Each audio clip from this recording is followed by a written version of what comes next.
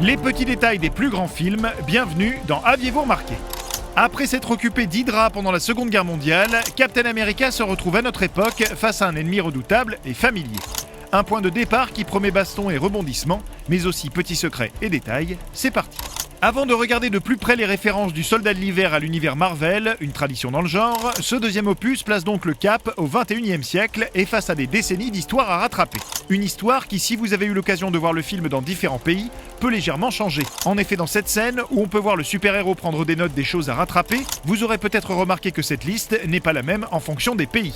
Aux États-Unis, Steve Rogers doit se tenir au courant du premier pas sur la Lune, de Steve Jobs et du mur de Berlin entre autres, quand en France, c'est la Coupe du Monde 98, Louis de Funès, Coluche et les Daft Punk qui sont notés. Pour l'anecdote, les Britanniques ont le droit aux Beatles et à Sean Connery, les Espagnols à Rafael Nadal et aux Chupa Chups, et les Coréens ou les Italiens encore d'autres choses. Un petit détail adapté en fonction des pays, d'après un vote des fans, ça c'est très fort, bravo Marvel. Outre ce petit clin d'œil amusant, le film contient pas mal de détails sur l'univers dans lequel il se déroule, notamment sur les précédents films et les autres super-héros qui le partagent. Par exemple, dans la scène où le Helicarrier choisit les cibles potentiellement dangereuses à abattre, on peut voir le temps de quelques images ici, la tour Stark, devenue la tour Avengers, avec Tony Stark à l'intérieur. Un système qui vise entre autres aussi le président Ellis d'Iron Man 3. Auparavant, quand l'agent Sitwell avoue ses plans à Natasha et Steve, il partage qu'Hydra garde un œil sur des cibles à haut risque, comme Bruce Banner, alias Hulk, mais également le docteur Stephen Strange, futur Doctor Strange, qui aura le droit à son film en 2016, mais aussi un homme au Caire, petite référence au héros Marvel Moon Knight, et un gars au lycée, clin d'œil cette fois à Spider-Man.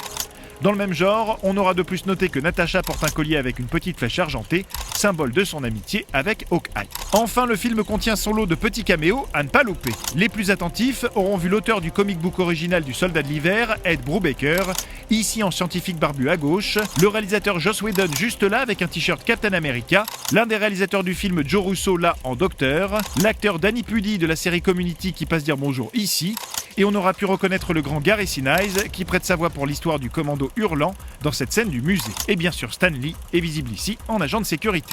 D'autres détails peuvent être remarqués, notamment sur le personnage de Alexander Pierce incarné par la légende Robert Redford, un personnage qui a par exemple dans son frigo un condiment de la marque Newman, petit clin d'œil à son partenaire et ami Paul Newman avec qui il a partagé l'affiche de Butch Cassidy et le Kid ou L'Arnaque.